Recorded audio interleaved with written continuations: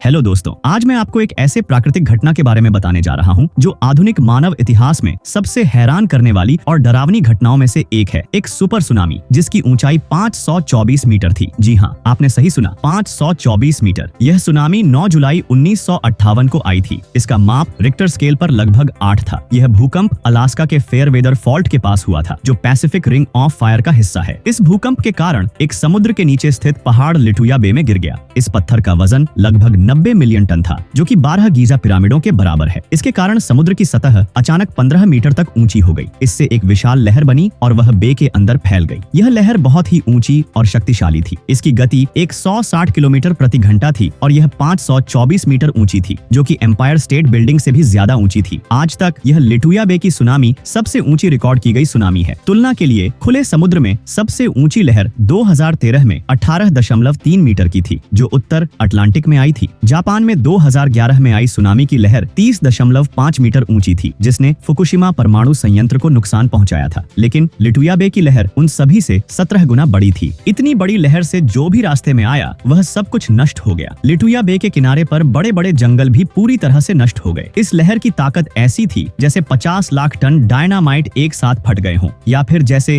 Hiroshima पर 350 atom bomb गिरा दिए गए हों। अब सवाल यह उठता है कि यह सुनामी इतनी बड़ी कैसे हुई। लिटुया बे में कुछ खास परिस्थितियां थीं जिन्होंने लहर को और बड़ा बना दिया। पहला, लिटुया बे बहुत गहरी है। इसकी गहराई 720 मीटर तक है, जिससे पानी की ऊर्जा कम नहीं होती। दूसरा, यह बे बहुत संकरी है। इसकी चौड़ाई 3 से 6 किलोमीटर के बीच है, जिससे पानी एक दिशा में ही बढ़ता है और फैलता नहीं है। तीसरा, यह लहर उच्च ज्वार के समय आई, जिससे लहर की ऊंचाई और भी बढ़ गई। इन सभी कारणों से लिटुया बे की सुनामी इतनी अद्वितीय और खतरनाक साबित हुई। वीडियो को लाइक और चैनल को सब्सक्राइब करना न भूलें।